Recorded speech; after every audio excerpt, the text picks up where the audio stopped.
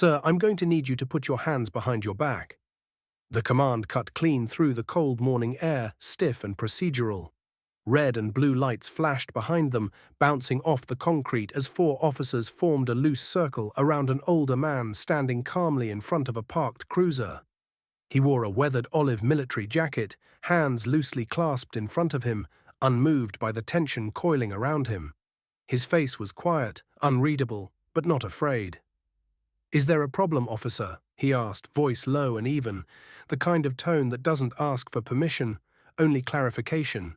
He sounded more like a man giving orders than receiving them. One of the officers stepped forward, cuffs in hand, already assuming guilt before a word more was said. The man didn't resist. He didn't move.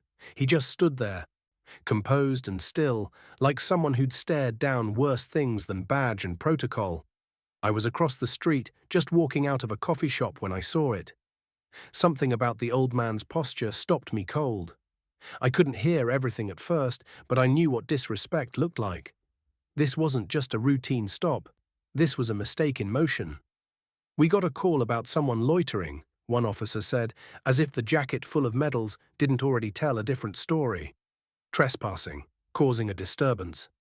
The clerk, barely older than 17, had panicked when the old man sat outside the gas station. Said he looked suspicious. Said he refused to leave. What he didn't say was that the man's truck had broken down and his phone had died. He wasn't loitering. He was stranded. "I told him I was just resting my legs," the man replied evenly. "Didn't think that required backup." But the officers didn't budge. One of them was already moving in, snapping the cuffs open with a click, ready to bring them down. And then everything stopped. "Wait," one officer said sharply. He had been quiet until now, younger but sharper-eyed. He stepped forward, squinting at the man's jacket. His eyes scanned the fabric, paused on the medals, then widened.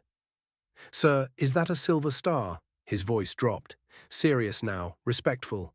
The man nodded once. "It is." "And this insignia?" "Colonel." Again a nod. "Colonel James R. Walker, United States Army, retired." Silence fell like a curtain. One of the officers stepped back. Another lowered his hand from his holster.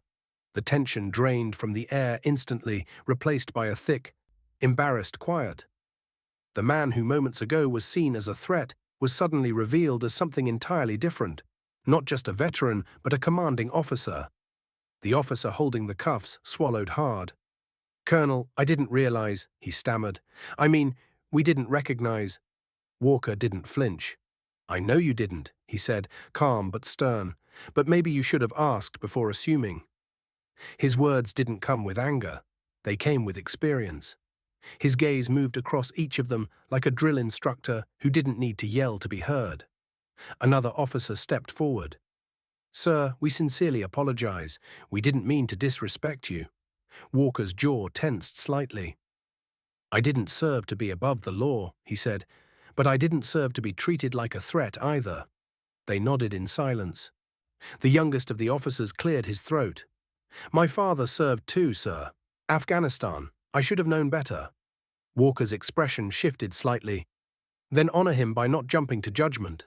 That's all I ask." By now, a small crowd had gathered, some with phones out, others simply watching in stunned quiet. This wasn't something you saw every day. A moment where power bent. Not because it was forced, but because it recognized it had been wrong. I stepped forward slowly.